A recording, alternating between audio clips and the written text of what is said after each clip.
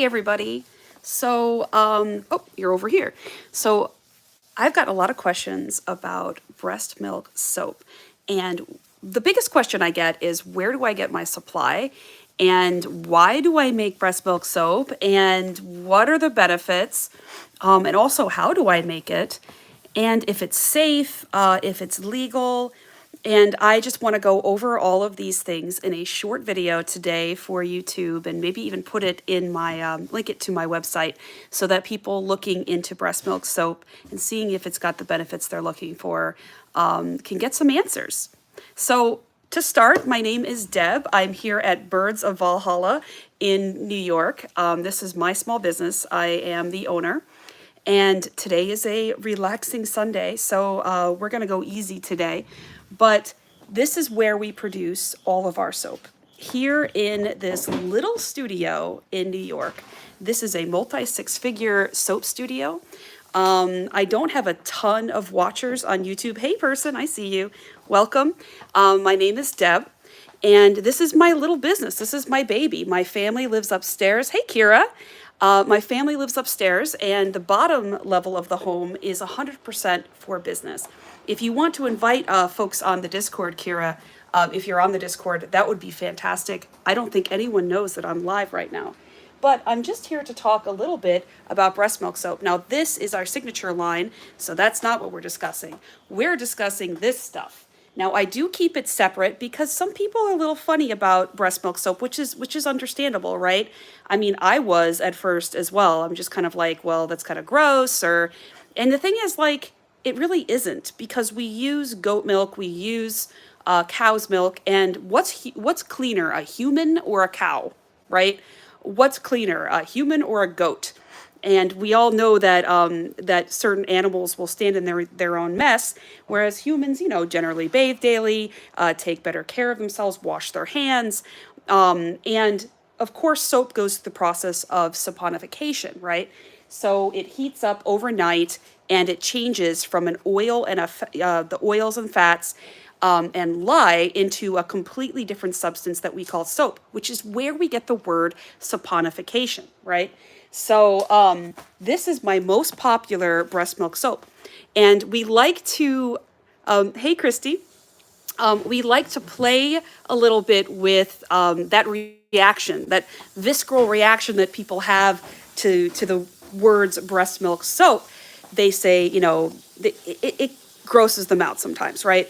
So, of course, I have to joke around about it. So all of the names of our breast milk soap, instead of just being like lavender or something kind of like standard like that, or just honey, this is called Boo Bees. And it's Boo Bees because it's got real Tupelo honey in it from Florida, from a small family farm in Florida. This is our best-selling breast milk soap bar. Now, I can't make any medical claims. My staff can't make any medical claims. I can tell you that we have a lot of fantastic reviews for this soap in particular, and you can read them online on our website at birdsofvalhalla.com. Here's another one. This one is mango and coconut, and it's called Oh, the Humidity. And it's got like these kind of like chunks of mango soap chopped up on top to look kind of like a fruit salad. See that? And it smells just like mangoes and coconuts. It's like a little tropical vacation in a bar. So why would we use breast milk to make soap? Okay, I could go on all day about these names, like Tale of Two Melons that smells like watermelon and honeydew, and Diamond Cutters, which is champagne and rose and has a little diamond on top, right? So I could go on all day because the most fun part about this business is the creative aspect, right? So yeah, it's not sickly sweet, which is nice. And then we always have new suggestions for names from our followers here, like Hakuna Maitatas and Twin Peaks and Mosquito Bites. So we may go ahead and make those. I don't know. We have to think about the fragrances and what that would be like. But anyway, back to my question about why would I make breast milk soap? And really the short answer for me is why not? Why not find out if there's benefits of something that can help people? And where do I get my breast milk? That is the biggest question I get. And I will tell you, I have only one supplier. She's a local woman that I know here, and she's a bookkeeper, actually. And she's the only person that supplies. And she actually is able to supply me with enough because I don't put a ton of it in the soap. It's added into the lye water. So I master batch my soap and I make a whole bunch of lye water ahead, and then I add a percentage of the breast milk to that lye water, and then I use that lye water breast milk combination within the next few hours. Generally, I let it cool completely. Now, something very important, if you're planning on making breast milk at home after you watch this video, make sure that your breast milk is frozen. Okay, now all of this is breast milk with the dates and everything. She's very good, you know. She labels every single one and brings them frozen and delivers them to me. So make sure it's completely frozen, because if you've made soap before, cold process soap or hot process soap, you know that when you add the lye to the water, it's going to heat up significantly. Now, if you don't have everything frozen and cold and room temperature, hey, how are you? You're going to find that the breast milk gets kind of cooked and it could even curdle. So that's not something that you would want, right? That's gross for any milk substance. So you would make your lye water and you pick out your fragrance and you have your usual batches. How are you, Flesh and Bones? Hello. So today we are talking about breast milk soap. Now down here I have these giant buckets, right? These giant buckets of oil are my master batch to make my shampoo and my soap. And what I do is I have a very fancy system. I label the handles with the colors, and that tells me whether it's going to be soap or shampoo bars, and it's a completely different recipe for either or. So over here, I have my green handle, which means it's going to be soap, right? And then down here, I have my scale that I pull in and out, and it's on the ground because I make so much soap and shampoo at this point that it doesn't make sense to lift it real high. So I make my mixture here, and it's closest to the water here. Karina's cleaning up and doing some dishes. She's about to go here. She only comes a few hours on Sunday. I'm the only person that really works on the weekends in the studio. So you go ahead and you add your lye and your oil together, and you make soap as per normal. There's no smell. There's no dead giveaway that the breast milk is doing anything different than, say, goat milk would if you've ever added goat milk. But the most important thing is to make sure that it's under 100 degrees when you add all this stuff together. And I like to soap at room temperature personally, or just above. I find that the fragrance oil doesn't heat up too much. It doesn't react to the point where the soap seizes, and you can get more beautiful swirls and soap that behaves itself and doesn't overheat overnight. So of course the soap's going to be liquid at first, and then it's going to harden overnight, and then you can cut it. Then you have to let it cure about a month. It's not because it's unsafe to use. You can use it almost immediately after you cut it. It's just that it's still very soft, and the moisture needs to evaporate from the bar so that the bar can become harder, and this makes it sudsier, and it makes your bar of soap last much longer, which makes the soap a better value. Now, fragrance does fade over time. So the freshest, strongest scent that you're going to get out of the soap is usually within the first couple of weeks, and then it fades and fades and fades. Most fragrances die out completely over a year or two. Some fragrances hang on forever, which is great. We love those fragrances, and the honey is one of them. So if you are ever thinking about trying breast milk soap, you can try it here. For now, while we still have a supplier, there's no guarantee that we're going to make breast milk soap forever, but it's something that we wanted to experiment with as a small business. We do have people contact us probably every other day that say, hey, Deborah, it's been a while since I've ordered. Can I have the thing that you made a year ago? And I say, well, I'm sorry, we don't make that anymore, and I feel really bad about that. But as a small business and a handmade business, we don't necessarily make things forever. Like even the breast milk soap, we'll continue to make it as long as we can. But that doesn't mean that a particular fragrance is going to necessarily be around forever, like a standardized product that you might find in a store, because we're so small, right? So if there's something you're really interested in, right, that we have now, we may not have it forever. So, and that's with all of our products, not just breast milk soap. So let's talk about the effects of breast milk soap for just a minute. We have about 4 more minutes. I want to make this video 15 minutes for YouTube, because that is the optimal amount of time for a YouTube video. At minimum is 15 minutes. If you didn't know, now you do. So people say, but I cannot claim, I can tell you that my soap will clean you. That is the only thing I am legally allowed to say about any of my soap, whether or not I have significant evidence that it helps people, which is very frustrating, but it's just the reality of the situation. So if you want to read the reviews about what people say about, say, boobies, right, which is our breast milk soap with honey. Now the stamp is a little low on that. You see that? I think that's because it had to get cut. But we stamp them in a little gold stamp, and they smell literally like honey. And there's oatmeal in here that we grind up really fine, so it's a very gentle exfoliant.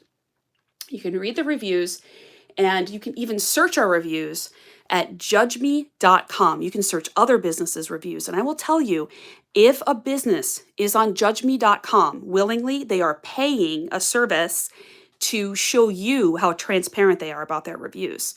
If a business is not on Judge Me or some sort of service where it shows you how many reviews they leave up, they probably take down bad reviews. I hate to say that, but like, people take down bad reviews on their websites so that it appears that they have a 3, 4, 5-star rating. Well, if they take down a couple of hundred bad reviews, it will shoot up, right? So, yeah.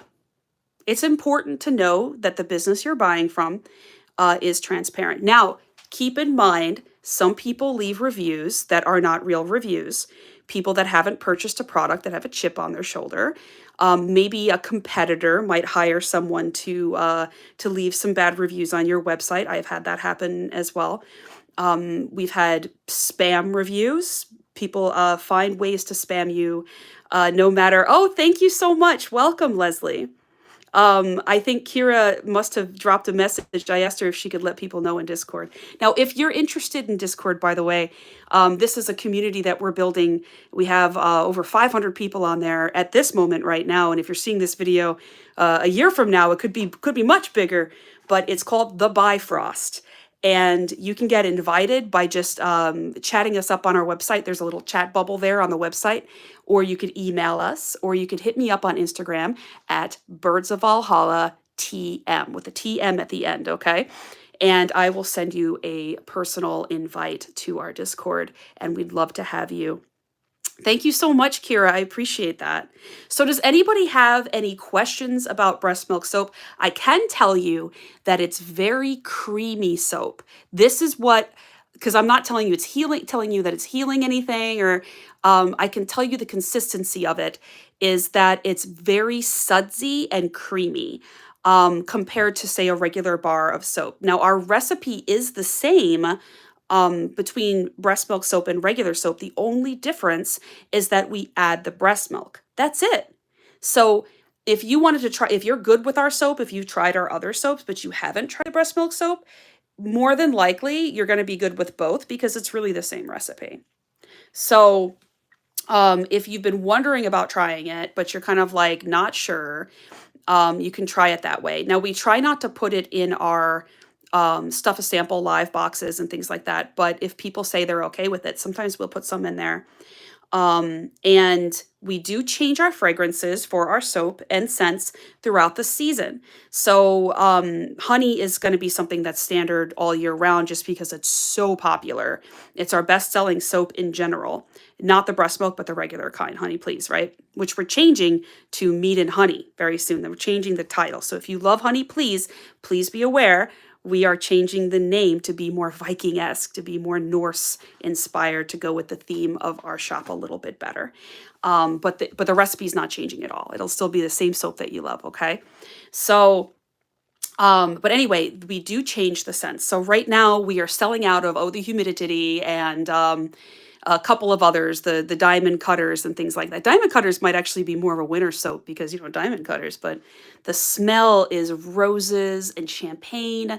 And if you haven't tried our products, we are known first and foremost for one, the longevity of our soaps. Our soaps last a long time.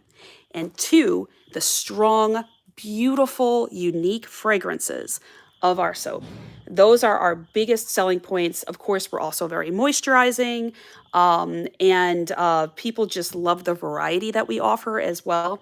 We offer more variety than any other soap maker that I know of, some 100 times our size, and we keep this consistency you know, pretty much standard around here. This is the entire line of astrology soaps that that all have a crystal gem on top, and we keep those in stock, you know, pretty much all year round right now. But that could change as we get busy, because as the volume grows and our space does not, we have to limit the variety that we have so that we can keep producing and keep filling demand of the most popular items. So with that said, some items are going away this year. But before I go into a general update of the studio, I just wanted to open up the floor for any questions about Breastmilk Soap before I sign off. I'm probably going to go on TikTok as per usual today and do a live and a couple of videos. And I might even make some soap tonight. So does anybody have any questions about Breastmilk Soap? The process, the effects, any suggestions? Has anybody tried Breastmilk Soap that's here in the audience today? If you're watching this video later, have you tried it and you have something to say about it? Do you have a favorite? Do you have something you wish that we made? I'd like to know your feedback, because that's how we learn and that's how we grow, because we want to know. And I hope that you guys have enjoyed this video. And it's a little quiet right now because it's a Sunday. It's a Sunday afternoon. The crickets are a little loud, but that's about it. And I am sure I'll post more content about this subject later. If you would like to try our Breastmilk Soap, head over to Birds of Valhalla, birdsofvalhalla.com. And you can try, I think we have 9 different scents right now. Now, we only have breast milk soap. We don't have breast milk lotion or any other product that contains breast milk. And we do keep the products separate. And, oh, I didn't answer the question about legality. So it is totally, there's no legal issues around selling breast milk soap. Oh, you haven't seen me haven't seen me make it. Okay, yeah. It's just added to the lye water. It's not as exciting as it sounds, but legally, breast milk soap, there's nothing illegal about it. It's just merely unregulated. And what that means is that, you know, you have to stay within the laws for soap. You have to put the ingredients, you have to put the ounces, and it has to be accurate, you know, so people can avoid allergies and understand what they're purchasing. Especially since we're an online business, you want to know what the information is. You can't smell the product, which is really bad for us that you can't smell our products, because that is one of our biggest selling points. Our fragrance are out of this world. Unbelievable fragrance we have here. I am a chef, and I use that, my sniffer, my sense of smell and my sense of taste are heightened. And I'm really good at fragrance. That's one of my passions in life. And I love to share that passion with my audience. So it's not illegal. It's just merely unregulated. And so is soap as a whole in general. And is it really any different than using buttermilk, than using goat milk, than using sheep's milk, which is something that people use for soap as well? I would say it's way less controversial if you think about it, because it's made for our bodies. I hope that you guys have learned something from this. If I've said anything useful, please give me a like and a follow. I'm so excited to say that we have hit 1,000 followers here. I think we're almost at 1,200 actually, here on YouTube. And I appreciate every one of you for watching. If you'd like me to make a video about something else, about our multi-6-figure studio, about how we got here, or any of our recipes, how to run staff or ship, or any other questions that you have about running a small business, please post them below, and maybe I'll make the next video about your question. Thank you so much, and have a wonderful day.